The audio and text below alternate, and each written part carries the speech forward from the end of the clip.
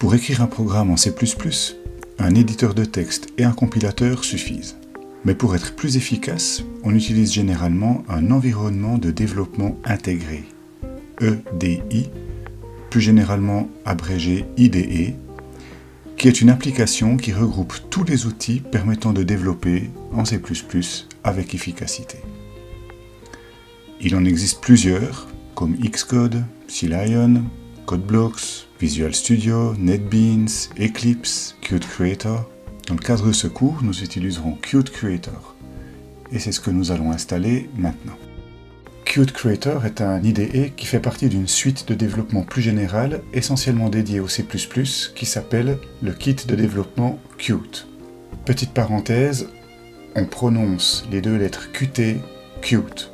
Cette suite de développement, développée par The Qt Company, existe pour plusieurs plateformes, entre autres Mac, Windows, Unix, et ces développeurs mettent à disposition une version open source.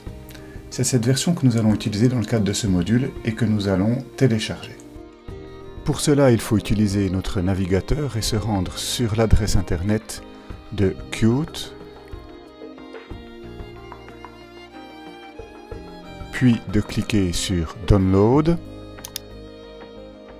et ensuite descendre au fond de la page pour choisir la version open source en cliquant sur Go Open Source. On arrive ainsi sur la page des installeurs et tout en bas de la page, on va sélectionner les installeurs offline et ensuite choisir en fonction de notre plateforme l'installeur que l'on veut, dans notre cas l'installeur pour Windows. Il s'agit ensuite d'attendre que le téléchargement se termine. Une fois le téléchargement terminé, on peut, avec l'explorateur de fichiers, se rendre dans le dossier des téléchargements où on va trouver l'installeur. Il suffit ensuite de double-cliquer sur ce fichier et de patienter un moment pour que la fenêtre d'installation s'affiche. Cliquez sur Suivant. Dans le cadre de ce module, on n'a pas besoin de créer un compte, donc on peut cliquer sur Skip, puis Suivant. Le dossier d'installation par défaut n'est pas courant par rapport à ce qui se fait généralement sur Windows, mais on va laisser ce que nous propose l'installeur. On clique sur Suivant. Par contre, au niveau de la sélection des composants, là, il faut sélectionner quelques éléments bien précis. Tout d'abord, dans Tools, Qt Creator doit être sélectionné et on va cocher également le compilateur Mingwe. Et en ce qui concerne Qt 5.9, on va également cocher le compilateur Mingwe. Tout le reste devrait être décoché.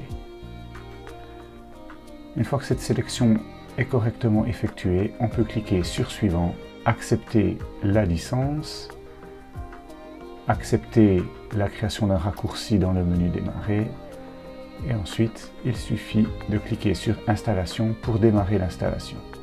Celle-ci peut prendre un certain temps, il faut donc être patient jusqu'à qu'elle soit terminée. Pour vérifier que tout s'est bien installé, on peut cocher le démarrage de Qt Creator et cliquer sur Terminer. Au bout de quelques instants, Qt Creator devrait démarrer.